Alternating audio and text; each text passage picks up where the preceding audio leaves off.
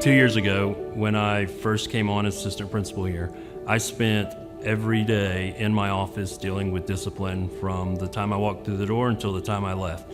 After implementation, we saw tremendous growth and improvement, and I was able to actually get out of my office, get to meet those kids, see them, and encourage them to continue their positive behavior.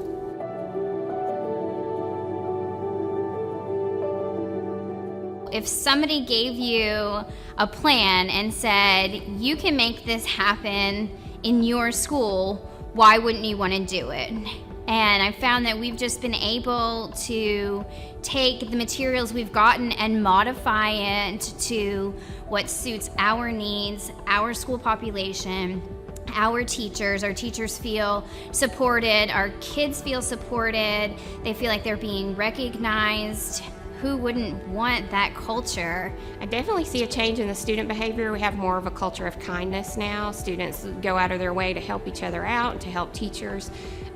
Teachers are definitely on board, and I think really like the fact that we're all being consistent. We're all on the same page and doing the same thing, which we weren't in the past. Everybody did their own thing in the classroom, but we're all very consistent and using the same consequences and following the same procedures.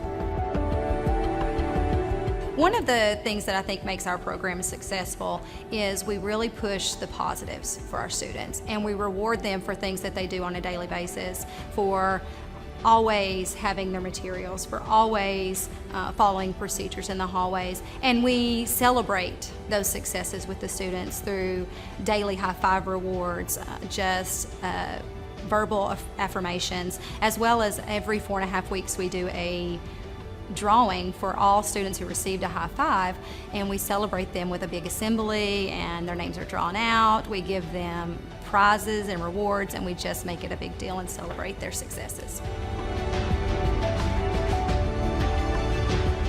We began collecting data for RTIB the spring before we implemented the program in our school. We looked first at citations, in-school suspension, out-of-school suspension, and those kind of things. As the year went on, we began to get more specific with our data. We were able to really narrow down what our real problems are and where those problems were taking place, so that was very helpful. Then across the year, we kind of expanded that and began including academics. So we look at academics, attendance, and behavior for students to decide who is truly at risk. On our team, we have representatives from each grade level, and so when we meet, we will discuss what may be some of the concerns that our grades have or the teachers have. And we look at the data of our high fives, our citations at each meeting to see if we need to, make adjustments in any way. So there are members on the team that are able to lead the other teachers. Classroom management is not an issue for us anymore. My first year here, I would be called out of the office 2 or 3 times to come to classrooms to help deal with students. That's no longer an issue. Our team has developed what we call behavior management team, and then each core team, grade level team, has developed classroom procedures that are consistent for every team throughout the school. We know our kids through the data, we can track them. We know who our high flyers are. We've been able to pick out inconsistencies in the data, so we know where their triggers are. We've been able to provide supports for those teachers in those areas. And classroom management has not been a concern for us this last year, and we really don't expect it to be this coming year. But we did spend 2 days of professional development working on, as a school, classroom management protocols and matrix for each classroom as well. When we first started, we spent a whole day at the beginning of the year training on our procedures and our new high five system. And one of the things that was very successful that I saw, because I've been here for a while, is the kids really enjoyed being recognized, but also we implemented teachers are able to recognize other teachers. And that gave us a really good community sense with each other, and we love being able to see what someone else thinks about our work. And it's brought the building really in a really good family situation. This past school year, we saw a huge reduction in our what we call citations, as opposed to the tickets from the previous year.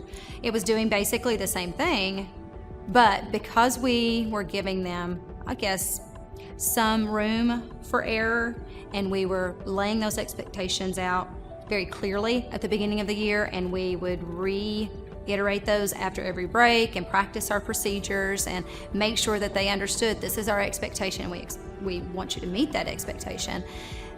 We saw a huge reduction. So I felt like we had done a great job of going through how to teach procedures and expectations to our students, but what we found that we lacked was that some of our students had never been taught how to be kind to each other, what it was like to be nice. We've done home visits. We also realized that our students come from a wide variety of places. We have a heavy turnover here. We have a lot of transfer students in and out throughout the school year. So sometimes we expect that they've been taught certain things, and it's evident to us now that they've not. In the past, we may have been quick to dole out discipline or negative consequences, when now we're stepping back and trying to be more proactive and making sure we're teaching them exactly what we expect before there's any consequence involved.